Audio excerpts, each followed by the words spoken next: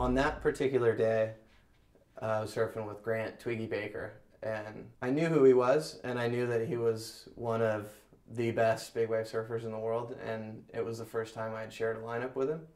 So right off the bat, I was feeling starstruck, nervous, excited, and a wave came through. I remember that wave coming toward me, approaching for a long time, and I slowly turned my board from a sitting position and looked, kind of looking over my shoulder, kind of looking at the wave, kind of thinking about it, and Twiggy looked at me and screams, "Yeah, Lighty, let's go!" I just decided, well, there's no way I'm not going to go on this wave now because Twiggy just acknowledged my existence. I have to prove that I'm worthy.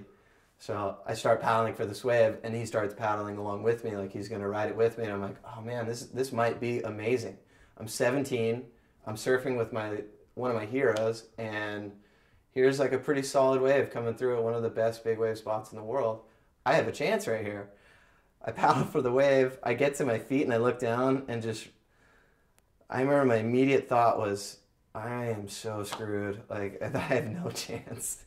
Went straight down, purled, but kind of held on. I caught my heel side of the nose of my board and kind of went into a layback and started drifting out into the flats, into just the worst possible place you could go. Just is so awkward and so brutal, and I got pushed out in front of the wave and then skipped like a stone on a lake in front of it and ragdolled, rolling and rolling and rolling and rolling, and just hoping, like, even though you don't really want to be underwater, like, because obviously you can drown, I was begging to penetrate and go underwater because I was just on the surface, not getting any oxygen, getting rolled, and Twiggy's riding the wave meanwhile, just looking over his shoulder, probably laughing that it wasn't there anymore. Eventually, I finally penetrated. I took the beating, came up. There was this much of a surfboard attached to a leash left, and I started swimming because I had nothing left. Twiggy approached me in the parking lot when I was changing out of my wetsuit and was like,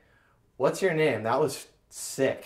And in my head, I was like, "You care? I blew it. Like, how do you...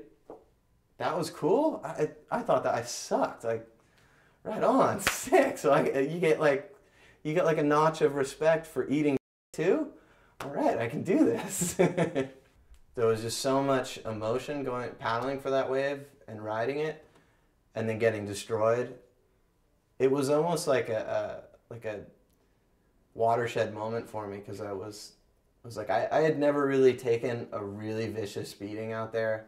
And a lot of guys had told me, like, this, that, and the other about how to get beat, how to deal with it, like, where you should go mentally when you're getting beaten by a wave out there.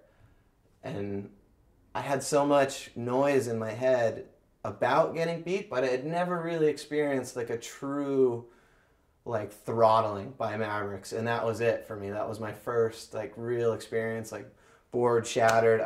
The rest of the board's gone. It's floating somewhere in the Pacific Ocean.